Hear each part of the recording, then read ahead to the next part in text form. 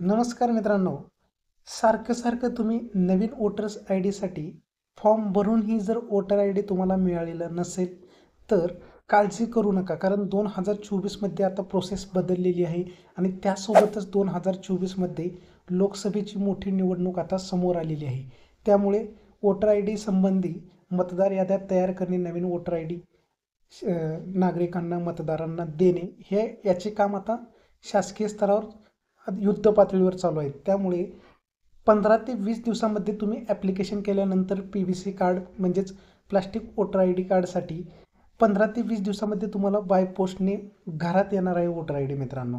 तर त्यासाठी अर्ज कसं करायचं मोबाईलवरून अगदी 2 मिनिटात तुम्हाला या व्हिडिओमध्ये मी सांगणार आहे. तत्पूर्वी चॅनलला नवीन असाल तर लाईक आणि सबस्क्राईब करा. तर व्हिडिओला सुरुवात करूया. सर्वप्रथम तुम्हाला समोर लिंक दिसत आहे voterportal.eci.gov.in. ही महाराष्ट्र शासनाची भारतीय सरकारची नवीन वेबसाईट आहे मतदान कार्ड संबंधी.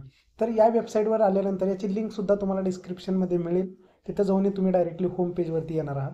तर इथं सुरुवातीलाच आल्यानंतर मित्रांनो तुम्ही बघू शकता सर्व्हिसेस दिलेली आहेत होम पेजवरती. इथं न्यू रजिस्ट्रेशन फॉर जनरल इलेक्टर म्हणजेच ज्यांचं 18 वर्ष कंप्लीट झालेलं आहे त्यांना जर नवीन वोटर आय डी करायचा असेल तर फॉर्म 6 नंबर तुम्हाला भरायचा आहे फॉर्म.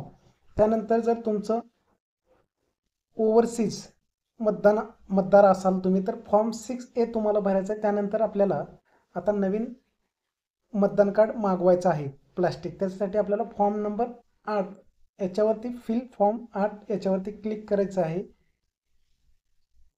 इथं क्लिक केल्यानंतर तुम्ही बघू शकता सर्वप्रथम तुम्हाला इथं रजिस्ट्रेशन करून घ्यायचं आहे.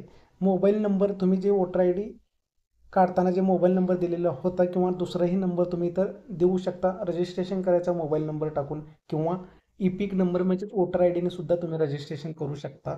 आणि त्यानंतर इथं तुम्हाला पासवर्डसुद्धा टाकून घ्यायचा आहे लॉग इन करते वेळी. आणि जर तुमचं अकाउंटच नसेल तर तुम्ही इथं ऑप्शन दिलेला आहे त्यांनी नवीन साईनअपचं. इथं बघू शकता साईनअपवरती क्लिक करून तुम्ही मोबाईल नंबर पासवर्ड वगैरे जनरेट करू शकता. माझं ऑलरेडी अकाउंट आहे त्यामुळे मी इथं मोबाईल नंबर आणि पासवर्ड टाकून घेतो आहे.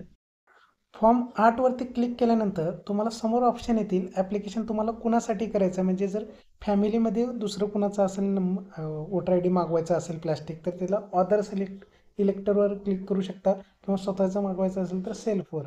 तर मी फॅमिलीमधलं मागवणार आहे त्याच्यामुळे मी ऑदरवरती क्लिक करतो आहे. आणि ज्याचं मागवायचं आहे त्याचा वोटर आय डी नंबर तुम्हाला इथं टाकून घेऊन सबमिट करायचं आहे. तिथं समोर त्याची डिटेल्स येईल तुम्हाला शो होईल त्याची संपूर्ण माहिती ज्याचं वोटर आय डी मागवायचं आहे त्याची. तर तिथं वोटर आय डीची माहिती बघितल्यानंतर खाली ओकेचं ऑप्शन दिसत असेल तुम्हाला त्या ओकेवरती क्लिक करायचं आहे. ओकेवरती क्लिक केल्यानंतर तुमच्या समोर 4 ऑप्शन येतील मित्रांनो.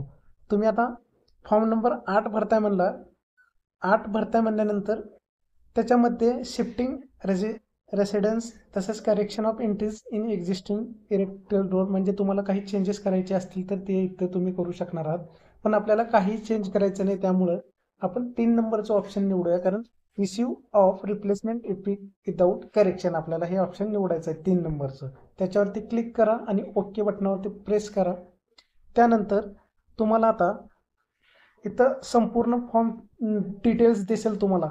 इथं दिसल्यानंतर तुम्हाला काहीच करायचं नाही, कारण आपल्याला आपण निवडलेलं ऑप्शन काय आहे तर फक्त आपल्याला रिप्लेसमेंट हवा आहे. आणि त्याच्यासाठी तुम्हाला रिझन द्यावं लागणार आहे. सर्वात महत्त्वाचं म्हणजे कशासाठी तुम्ही रिप्लेसमेंट करता. इथं ऑप्शन बघू शकता 3 रिझन तुम्हाला तिन्हीपैकी एक निवडायचं आहे. लॉस्ट किंवा डेस्ट्रॉय म्हणजे तुमचं जर फाटलेलं असेल किंवा पुरात वाहून गेलेले असतील डॉक्युमेंट किंवा मतदान कार्ड किंवा अदर रिझन काहीही असेल तर ते तुम्हाला ऑप्शन 2 नंबरचं सिलेक्ट करायचं आहे, कारण आपल्याला आता काही चेंज न करता मागवायचं आहे त्याच्यामुळे 2 नंबरचा आपण ऑप्शन सिलेक्ट करतोय. त्यानंतर नेक्स्ट बटनावरती क्लिक करायचं आहे. नेक्स्टवरती क्लिक केल्यानंतर इथं बघा प्लेस निवडायचं आहे तुम्ही जिथून फॉर्म भरताय ते. प्लेस निवडल्यानंतर समोर तुम्हाला कॅप्चा भरून घ्यायचा आहे आणि तुम्हाला डाव्या कोपऱ्यामध्ये स्टेज दिसतील. तुम्ही फॉर्म ज्या प्रकारे भरत आहात त्याच पुढे स्टेज जात आहे. आता आपल्या डिक्लेरेशनच्या लेवल लावलं आहे त्याच्यामुळं इथं कॅप्चा भरून घ्यायचा आहे. कॅप्चा भरल्यानंतर प्रिव्ह्यू अँड सबमिट याच्यावरती क्लिक करायचं आहे. त्यानंतर तुमच्या समोर फॉर्म नंबर 8चं प्रिव्ह्यू दिसेल तुम्हाला. तुम्ही कशा प्रकारे फॉर्म भरलेला किंवा डिटेल्स वगैरे तुमचे सर्व शो होईल तुम्हाला.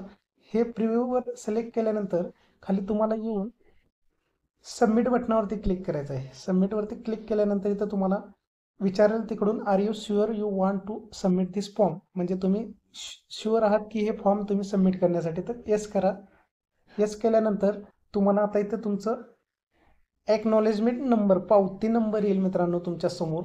हे पावती नंबर तुम्हाला जपून ठेवायचं आहे, कारण हे ॲप्लिकेशन तुम्हाला परत ट्रॅक करायचं आहे. तुमचं इपिक नंबर कार्ड कुठंपर्यंत आलेलं आहे, कुठंपर्यंत पोचलेलं आहे, हे स्टेज तुम्हाला हे ॲक्नॉलेजमेंट नंबरवरती कळणार आहे. त्याच्यामुळे हे नंबर अतिशय महत्त्वाचा आहे. स्क्रीनशॉट काढून ठेवा किंवा याचं मेसेजसुद्धा तुम्हाला येईल रजिस्टर नंबरला. तर अशा प्रकारे तुम्हाला नवीन plastic voter I D card, PVC voter I D card मागवायचं आहे घरबसल्या. अगदी 15 दिवसामध्ये तुम्हाला हे बाय पोस्टाने पोहोचणार आहे तुमच्यापर्यंत. माहिती जर आवडली असेल तर चॅनलला लाईक आणि सबस्क्राईब करा. धन्यवाद.